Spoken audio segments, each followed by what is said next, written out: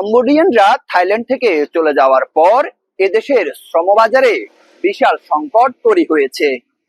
এই সংকট নিরসনের জন্য অন্যান্য দেশের পাশাপাশি বাংলাদেশ থেকেও শ্রমিক আনার উদ্যোগ গ্রহণ করেছে থাইল্যান্ড সরকার।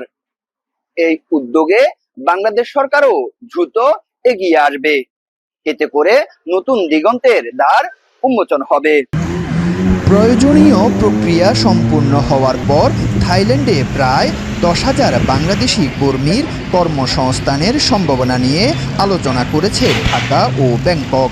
পাশাপাশি বাণিজ্য, বিনিয়োগ, পর্যটন সহ দ্বিপক্ষীয় সহযোগিতা আরও সম্প্রসারণের বিষয়েও মতবিনিময় হয়েছে। এমন উদ্যোগে উচ্ছ্বসিত থাইল্যান্ডে বসবাসরত বাংলাদেশিরা। থাইল্যান্ড সরকার বাংলাদেশের শ্রমবাজারের জন্য ওপেন করতে যাচ্ছে। এখানে কোনো শ্রমিক আসার কোনো সিস্টেম নাই থাইল্যান্ডে। এখানে শুধু পর্যটন যারা তারাই আসতেছে। তো এখন যে শ্রমবাজারটা চালু করতে যাচ্ছে থাইল্যান্ড সরকার, বাংলাদেশের জন্য অনেক ভালো হবে। বাংলাদেশের কর্মীরা এখানে আসে কাজ করতে পারবে। যেন বাংলাদেশ সরকার যত শীঘ্রই এদের দূতাবাসের সাথে কথা বলে শ্রমবাজারটা ওপেন করে, তাহলে পরে অনেক কর্মসংস্থানের ব্যবস্থা হবে বাংলাদেশের।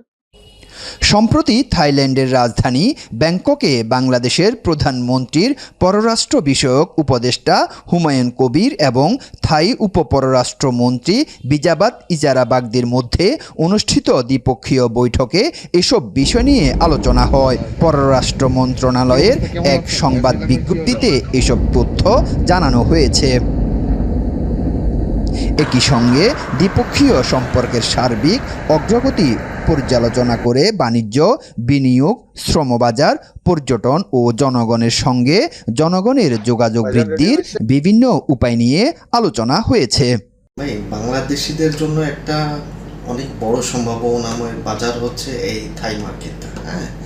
এবং এখানে দেখেন আপনার থাইল্যান্ড এবং কম্বোডিয়া যুদ্ধের জন্য এখানে প্রায় 1 মিলিয়নের মতো লোক, রয়টার্স নিউজ করছে প্রায় 5 লক্ষ কম্বোডিয়ান হচ্ছে এখান থেকে চলে গেছে, কম্বোডিয়াতে ফিরে গেছে।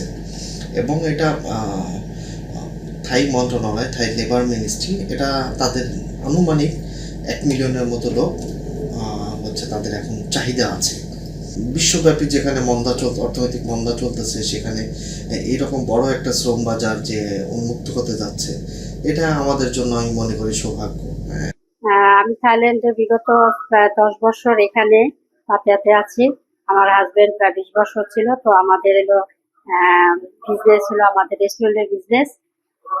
তো এখান থেকে আল্লাহর মধ্যে কিছু আমাদের আয় হয় এখান থেকে। তো আমরা যে টাকাটা আমাদের যেটা থাকে ওইটা কিছু কিছু টাকা আমরা বাংলাদেশে আমি পাঠিয়ে দিই। থাইল্যান্ডে শ্রমবাজার চালু করা গেলে এখান থেকে যেমন যাবে রেমিটেন্স, তেমনি দেশের বেকারত্ব নিরসন হবে। ব্যাংকক থেকে আরিফুর রহমান, যমুনা নিউজ, থাইল্যান্ড।